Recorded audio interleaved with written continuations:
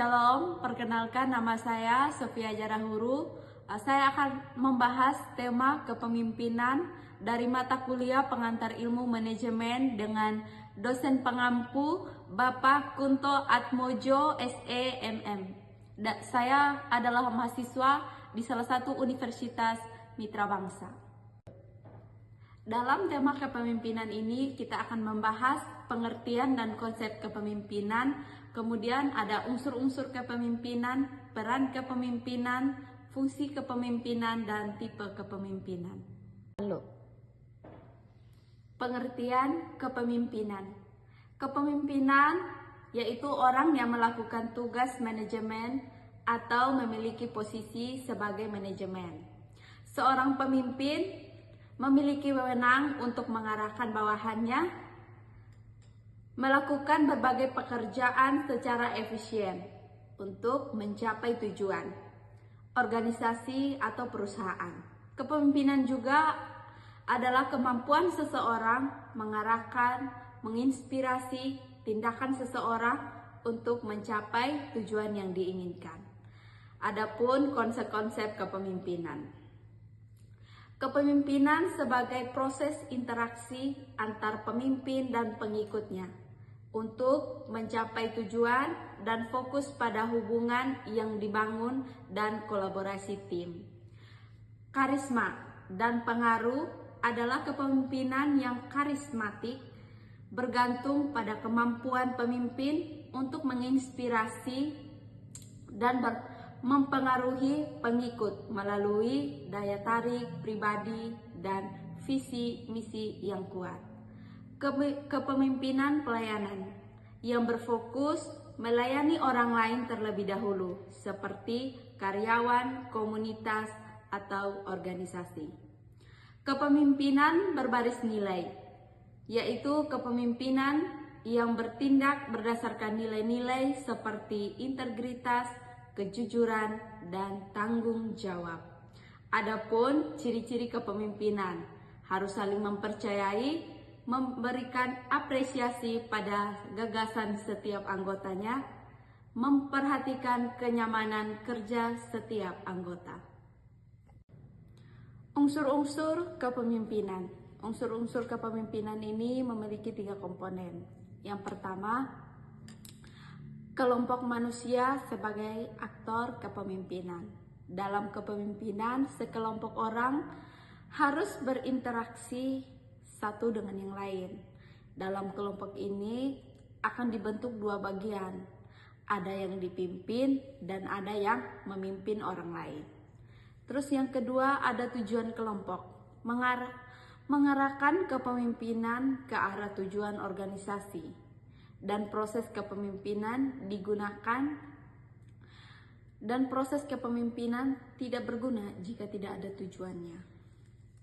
Kemudian ada fungsi dan tanggung jawab. Yang pertama, fungsi kepemimpinan. Fungsi kepemimpinan ini mengatur dan mengarahkan seseorang.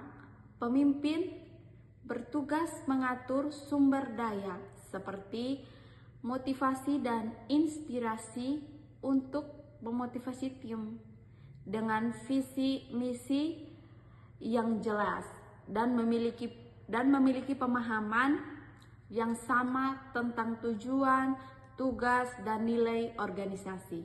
Kedua, tanggung jawab kepemimpinan. Seorang pemimpin harus menciptakan suasana kerja yang konduktif, mendukung kolaborasi dan menjaga hubungan baik antara anggota, dan pemimpin juga harus menunjukkan integritas, etika kerja, dan perilaku positif yang dapat diikuti oleh setiap anggota.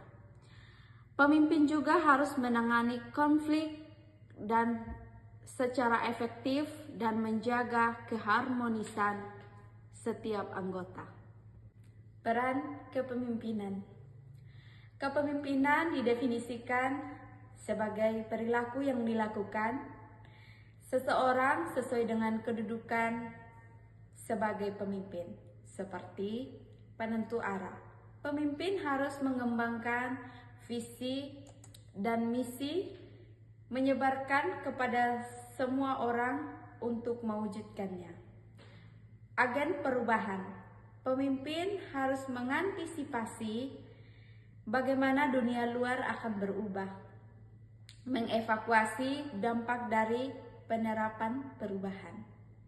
Kemudian ada juru bicara. Pemimpin harus dapat berkolaborasi dengan organisasi lain, membangun koneksi kerja, dan menyediakan sumber daya dan informasi bagi organisasi. Fungsi kepemimpinan adalah memandu, menuntun, membimbing, memotivasi, menjalin komunikasi yang baik, mengorganisasi, mengawasi, dan membawa kelompoknya pada tujuan yang disepakati bersama. Yang pertama ada fungsi instruktif, adalah melakukan komunikasi untuk menentukan apa perintah itu, bagaimana perintah itu dilaksanakan, dimulai, dan melaporkan hasilnya, serta di mana perintah itu dilaksanakan. Kemudian ada fungsi konsultif. Pemimpin dapat berkonsultasi dengan orang lain secara dua arah. Ini digunakan oleh pemimpin usaha saat membuat keputusan. Ada fungsi partisipasi.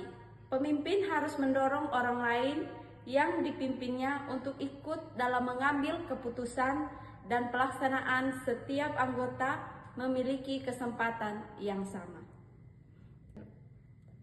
Fungsi pengendalian.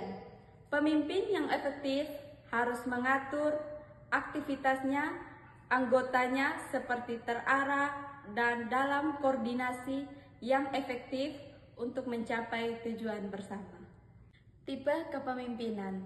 Tipe kepemimpinan ini ada 3. Yang pertama, autokratis.